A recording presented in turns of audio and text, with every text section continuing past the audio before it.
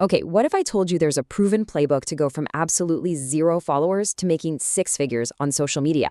Well, serial entrepreneur Simon Squibb has literally done it. And in this explainer, we're going to break down his entire framework step by step. First things first, let's talk about why you should even listen. This isn't just some theory, right? Over the last 6 years, Squibb went from being a complete unknown online to building this, an audience of 17 million followers. It's an insane number, and this is the playbook he used to build that empire from the ground up. But his success brings up the one question that stops almost everyone dead in their tracks. When you're sitting at zero, you've got no audience, no influence. I mean, where do you even begin? Well, according to him, you start exactly where you are. And that, believe it or not, is actually your biggest advantage.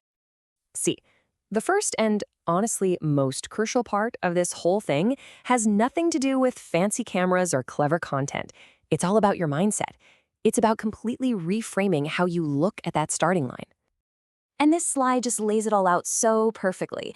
Most of us were stuck in that trap on the left, right? Thinking, oh, I need followers before I can start, or my first video has to be perfect. Squibb says that's all wrong. The freedom is on the right. Having zero followers means you have the freedom to experiment, to have fun, to mess up. You get pure, unfiltered feedback without any pressure. The whole key is to see every post as a chance to learn, not some big performance. So how do you actually put this mindset into practice? It's all about small, immediate actions. Go live on Instagram while you're literally just eating breakfast. The point isn't the content, it's just getting comfortable on camera. If you love to run, record your runs. If you're in sales, show your process. The goal here isn't to be a star overnight, it's just to make creating stuff a natural part of your day. Okay, so you've embraced the starting line. Now you need an engine to actually move you forward. This is the core loop, a process so simple it's basically impossible to get wrong. And here it is, the engine in action. Step 1. Just post. Don't overthink it. Don't spend 6 hours editing. Just get it out there. Then, step 2. Get feedback. Read every single comment. Actually ask people, hey, did this help you? And then, step 3 is the most important. Improve.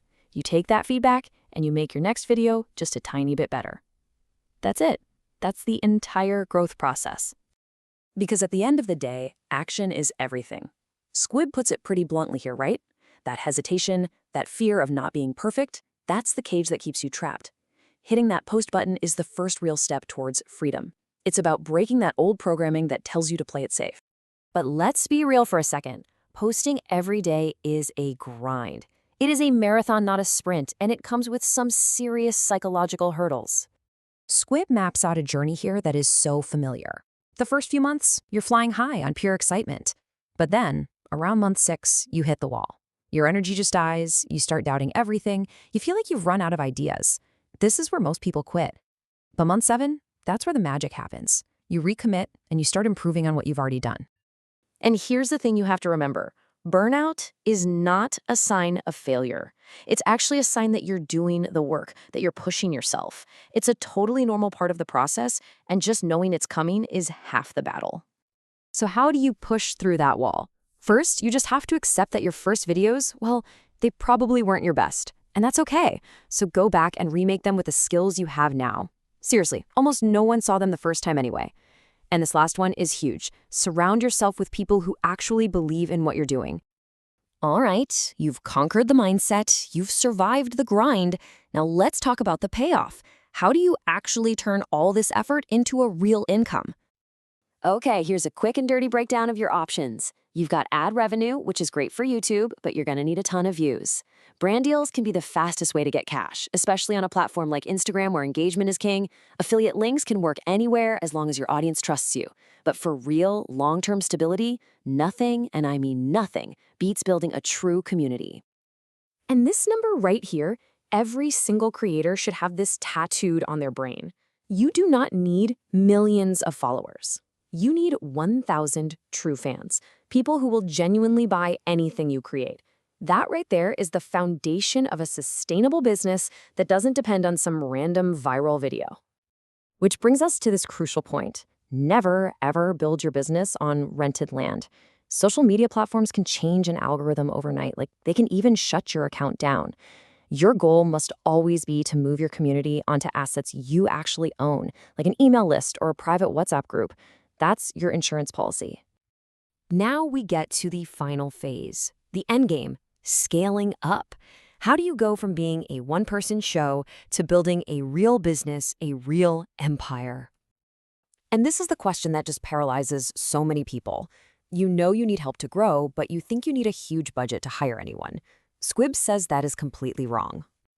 Here's the framework he lays out. It all starts with a mission that's bigger than just making money, because people will work for a powerful mission before they'll work for a paycheck. Then, instead of cash, you offer them something way more valuable: ownership, equity. Giving your team a piece of the pie aligns everyone around that long-term vision. And as you scale, you can't stop innovating. It's so easy for successful companies to get comfortable and just get stuck. Think Blockbuster versus Netflix. The ability to constantly reinvent yourself is what lets you not just survive, but actually thrive and beat the giants. And this right here, this is the entire philosophy in a nutshell. You need that massive, ambitious, long-term vision. That's your mountain. But you don't get there by staring at it all day. You get there with a really simple, short-term plan, move one small rock every single day with relentless consistency. This is it. This is probably the single most important takeaway from the entire playbook. It's not about some single heroic effort. It's about the compounding power of those small, daily actions. That is how you actually do the impossible. And that brings us to the final and most powerful question, and it's for you. Forget the mountain for just a second. After all this, what is the one small rock you are going to move today to start your journey?